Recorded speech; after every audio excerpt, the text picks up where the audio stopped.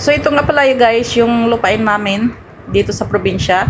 So binisita namin at ayan, maraming tanim, puno ng mga pananim na ayan, mga saluyot na matataas. Ayan, pwede kang maggulay dyan. Tapos yung pat, ang tawag nila dito, yung ginawang lubid, at tapos ang iba ay ginagawang sangkap sa paggawa ng tela. Ayan, so kung kikita nyo, yan yung parang ano ng dahon niya ay sampalok. Ayan, pat ang tawag nila dyan. So ayan, maraming alugbati guys. Habang wala pang bahay dito, ayan, tinataniman muna nila para may pakinabang din yung lupa. Tapos binibinta nila yan sa market. Ayan. So habang wala pa kami dito. At ipapakita ko nga pala guys. Ayan, maraming bunga yung langka dito. Ayan, kahit saan ka lang makaano, maraming bunga. So yung iba, nawala na yung mga bunga kasi bininta na. Siyempre, ano silang ng bunga, maaga pa silang ng bunga. Ayan.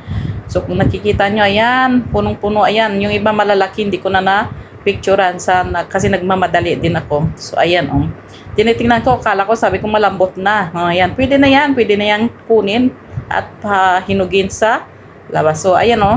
Kung nakikita nyo, napakaraming bunga ng isang puno ng langka. Ayan, hanggang doon sa taas. Magsawa kayo sa kakain ng langka dito, ano? Pag season talaga ng langka. Yung iba, hindi na kayang kainin, ayan, binibigay na lang sa kambing at baka. So, ayan naman sa kabila, maraming puno ng mangga. Pag season naman ng mangga, ayan, katatapos lang ng season, marami ka ring manggang makakain dito, magkain to sawa ka ng mangga, ang tatamis pa.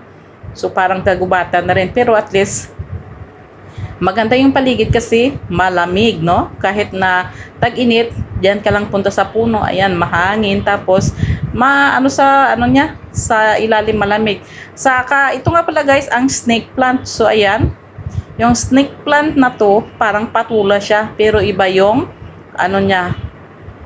mahaba, ang haba pa niyan.